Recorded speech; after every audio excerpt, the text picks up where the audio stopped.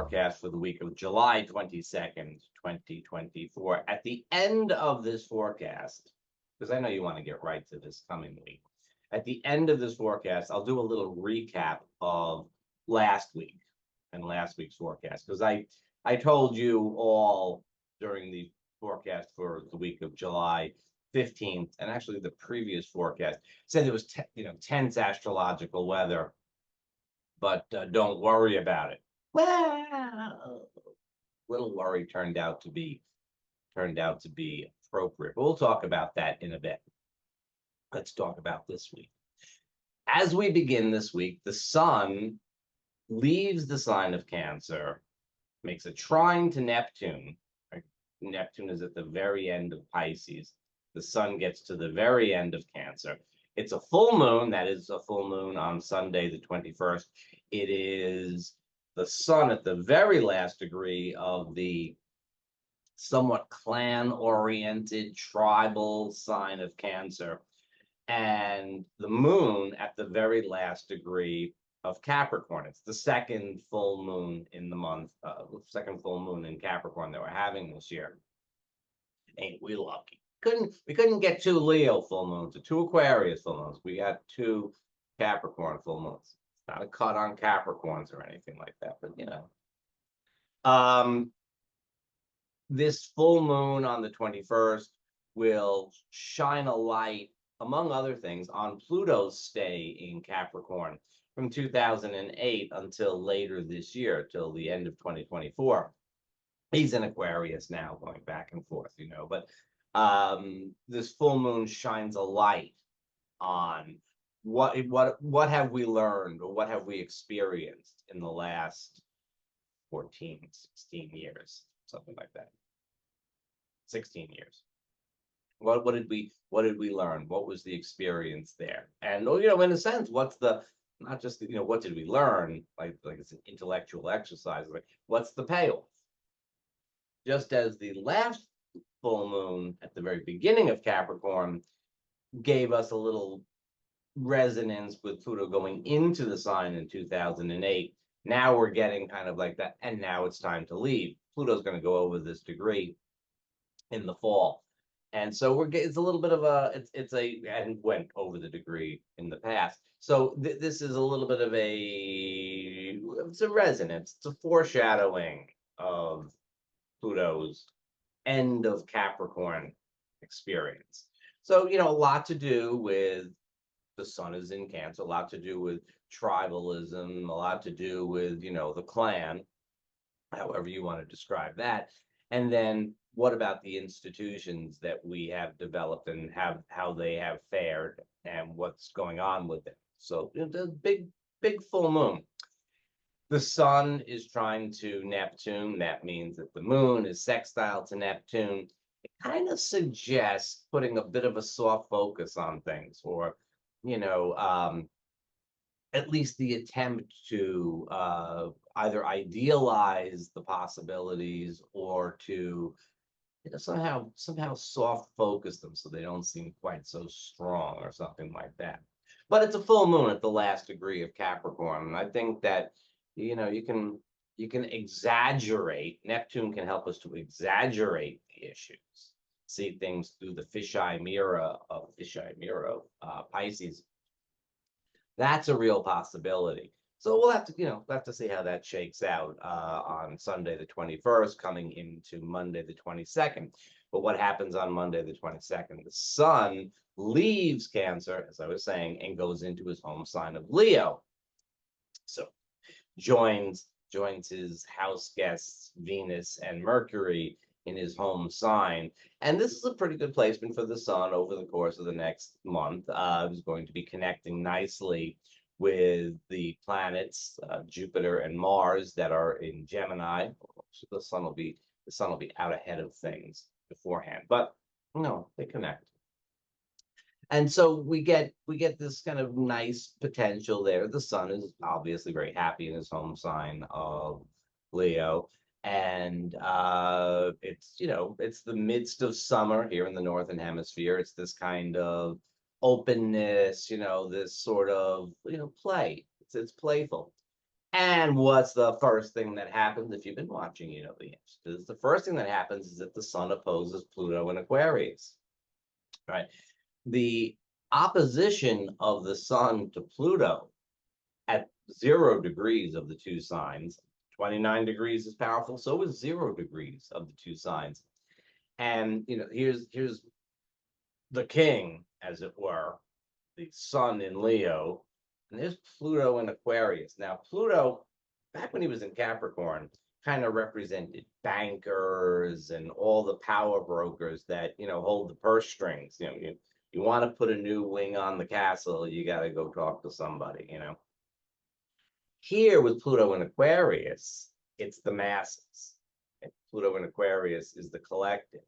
And so this is a really interesting dynamic for world leaders and would-be world leaders, because it highlights the tension between those who would be in charge of things, those who would be the central principle, and the masses, and what's going on at that level. Should be very interesting.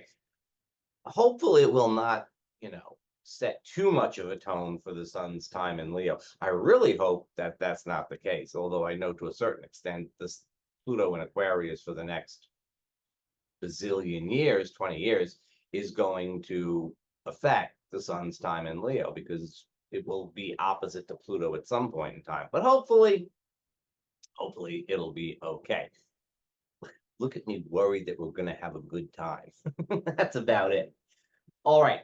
Now, as I said, Mars has gone into Gemini already, so he's left Taurus. The last degrees of Taurus, very active, kind of, in a very material sort of way. Mars goes into Gemini, a little bit more verbal warrior, a little bit more taking care of things verbally. That's probably a pretty good thing. And the first thing that Mars gets is a trine from Pluto and a little help from the Aquarius moon at the same time.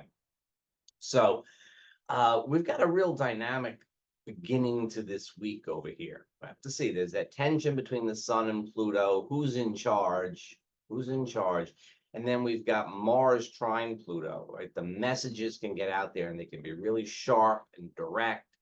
See, in terms of your own personal communications, you'll see a lot of this going on. This is a kind of, you're going to say it. And, words sting. Okay.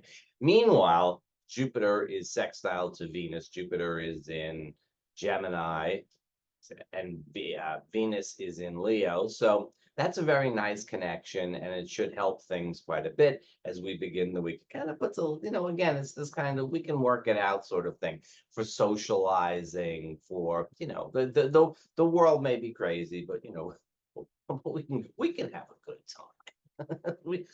We'll be fine. We can have a good time with Jupiter and Venus connecting. So on Tuesday, the moon goes into Pisces, and we get a little bit more of, I want to call it a serious vibe to the week.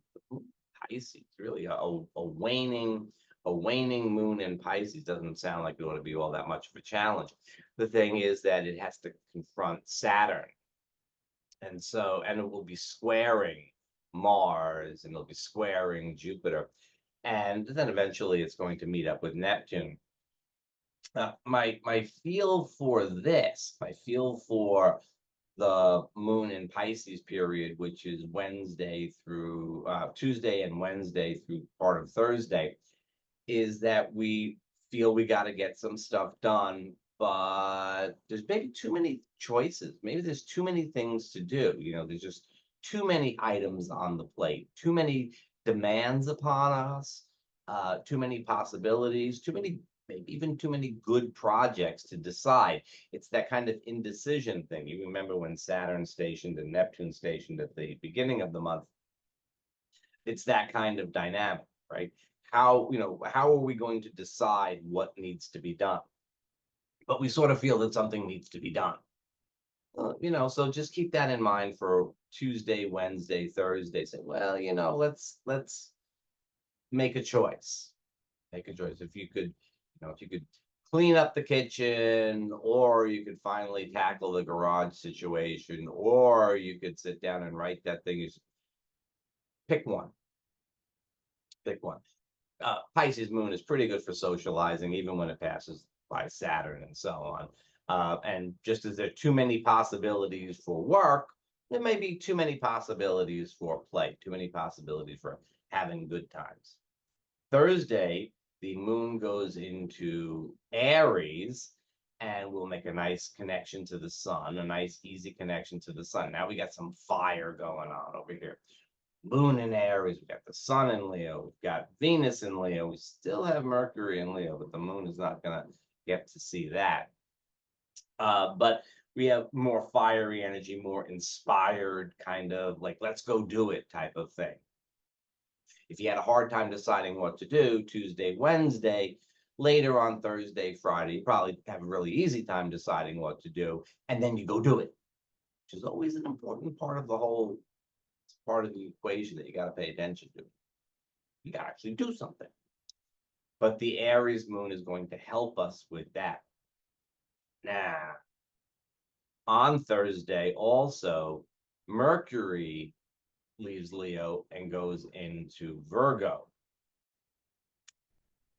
Here's something. Mercury is already in the shadow of his retrograde. He's going to retrograde, I believe, on August 4th or thereabouts. And you think, well, that's a ways away, but he's already in the shadow of his retrograde. It's already getting time to say, well, you know, when it comes to communication issues, when it comes to contracts, when it comes to purchases of electronics or automobiles and all the rest of it, we're already at the point where it might be a little hard for some things. Things might go a little off. We might have to readjust and redo things over the course of the next 6 or 8 weeks as Mercury actually retrogrades over the point and then goes forward again. So there's a possibility for it. Of course, it wouldn't be Mercury, it wouldn't be the trickster energy if you could say for sure something was going to go wrong, or there was for sure going to be a problem. That would not be trickster energy. Trickster energy is maybe there's a problem. I had a great video on Mercury retrograde, which you can search for right here on the channel. Just click on the Integral Astro thing and just scroll down until you find that video and watch it. If you've seen it before, then watch it again, because it's, you know, Mercury's going to go retrograde. Okay, so Mercury goes into Virgo, with more precision to things, not a bad thing. On Friday night, just looking to the weekend nights, on Friday night the moon is in Aries. I'm assuming it's the night, but on Friday night the moon is in Aries. Maybe a more active get out and go do things kind of energy, whereas on Saturday night the last quarter moon is in Taurus. It's starting to feel like the moon is really starting to be waning a little bit, and it's in Taurus. It might be, I mean, certainly the moon in Taurus, you could probably make yourself a really nice dinner and stay in and luxuriate. But right there at that end of the week type of time with the moon in Taurus, probably feeling a little bit more for staying in, or you know, whatever you do, it just probably just not as active. So if you're going to get out, I would say Friday night is the better night to get out, and Saturday night is, you know, just do what you please type of thing. Well, you should always do what you please. All right, there's your forecast for the week. Do want to go back and say that last week I spent all that time telling you, like, don't worry about it, blah blah blah, the collective, and that Mars Uranus algal conjunction on at 26 degrees Taurus on the weekend of the 12th, 13th, 14th, 15th, and extending out to the 16th, really was quite the shit show. Of course, the flagship issue there was the assassination attempt on former President Trump. But if you really kind of look to the news, you'll see that quite a bit of stuff went on. I'm here in the greater New York metropolitan area, nowhere near skyscrapers in New York City or anything like that. But, you know, I get my news from there. And you know, with especially with Uranus on Algol, and then Mars comes in, the reports on violence in New York City, really, really disturbing. And with Mars, the thing about it is, and this is astrology here, Mars rules things that cut, right? Rule pair of scissors, Mars. Shave, Mars. Uh, stabbings stabbings in New York City. I mean, it seems to be the preferred means of violence now, which is, I mean, Mars also bullets. So let's not take that out of the picture either. But it's really bizarre to see, the daily you get one or two news stories about slashings in the city. Yeah. So I don't like to talk about events and after the fact and tie them in and so on like that. There's always some troll that tells me, that they think that I'm saying one thing or another about that. But this time, I mean, it's impossible to ignore that Mars, warrior planet, very, very active. Uranus on instability, and Algol, the ghoul, just known for trouble, all together at the same point. And it really did light up a lot of people. And we can see the effects of that. It's the type of thing I don't like to predict that in advance. And I wouldn't have predicted that, but I'm always trying to be really cautious about things and not scare you in advance or anything. I say good things are happening. I say Venus is sextile Jupiter would be great for socializing, and people say I'm hiding under my bed. But last weekend was scary enough to give a little bit of a caution sign, and it turned out to be the case. So hopefully that energy is dissipating. Hopefully what we get this time around this week is not quite so volatile as what we had going on last week. Anyways, that's my hope. See you next week.